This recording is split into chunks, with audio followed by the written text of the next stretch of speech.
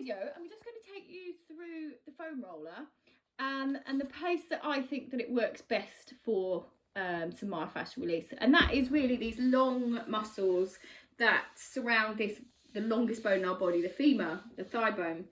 So we're talking quads here and linking up to the lateral tissues and tendons of the iliotibial band.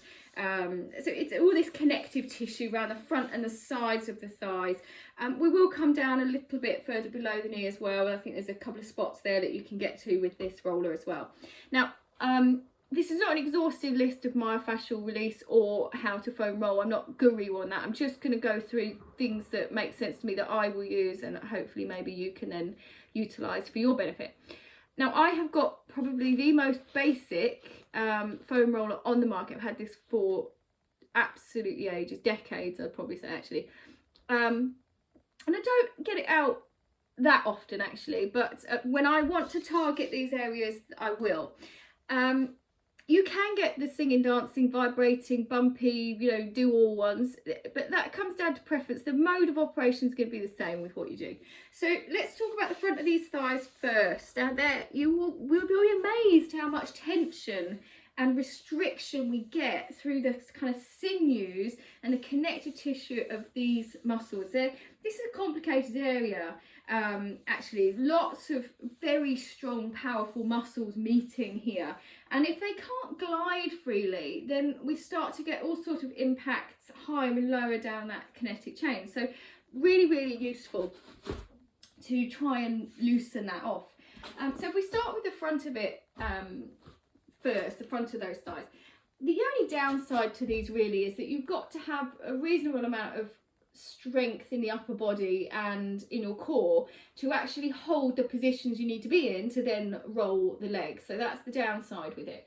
But if you can, give this a go. So we start off by just bringing ourselves forwards onto the elbows and then just dropping yourself onto the foam roller. So I've got my toes on the floor and then weight bearing through the foam roller and then through my upper limbs. So I made this little chain. Now we want to engage. So if I'm soggy here, then my core becomes relaxed and we get this banana-ing fashion. We don't really want that. So push your arms into the ground, tuck your tailbone, pull your belly in as if you're doing an elbow plank, but you've got the benefit of having a little bit of support here. But the negative thing is that support is actually pressing into some tight areas, but that's why we're doing it. So we can start off just by literally scanning the thigh, by rolling or creeping forward like a little caterpillar through both legs. And I will tend to do this because I want to know, how am I feeling from left to right? Can I feel any significant difference just by scanning through? And then what about different areas of the thigh? How do I feel at the top? Is there something there? What about the middle? And is there anything that's making me go, oh, I don't want to be here? What about coming down towards the knee? Okay, so I had knee surgery about 15 months ago, and I still have got some locking up issues on the muscles on my left thigh, and sometimes I just need to release that because they become uncomfortable.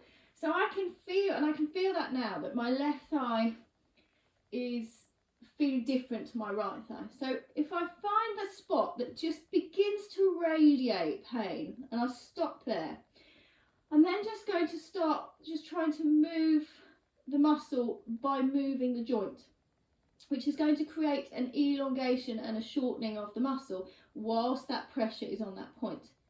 Now if it's really tight, what you'll find is it gets really difficult to actually move, but then after a while it begins to loosen.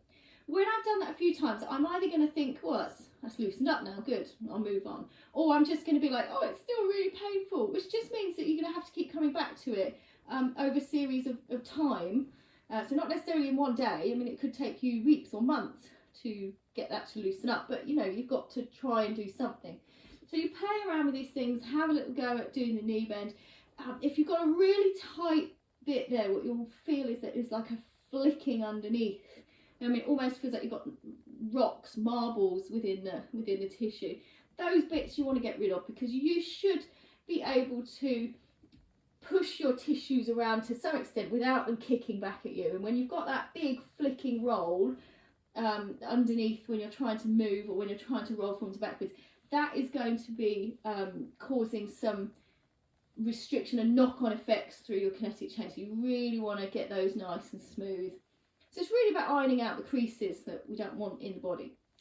Now, when we've done the front of the thigh, the thing is we're not two-dimensional, yeah. So we have this bit that comes around to the side as well. So then we almost have to get a little bit one-sided with this. So if I still go into the same position, but now what I'm going to have to do is kind of turn my hips. So I'm now somewhere between the side and the front. And you want to kind of work all the degrees round to the square of the side. So you'll want to explore, we might not want to, but you need to explore the whole area of the thigh from side around to front. So with this, your other foot now becomes sort of a bit of a guide, and then we're putting all the weight through one side. So again, you'll explore up to the top and down to just above the knee, and you'll play around with your orientation there.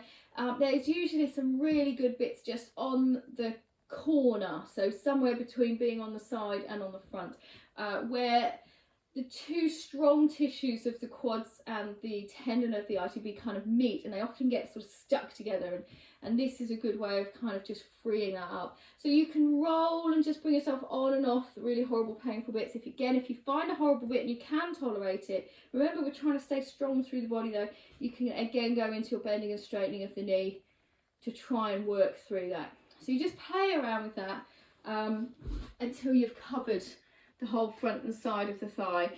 You can do it every day. It depends how bruised it is after the first time you do it. If you haven't done it before, you might need to take a few days in between doing it again, just so that the tissue can recover a bit. But it is something you need to persist with until you can get on them and go, actually, you know, they feel good, they feel the same, don't feel restricted. Right, don't need to do that for a while.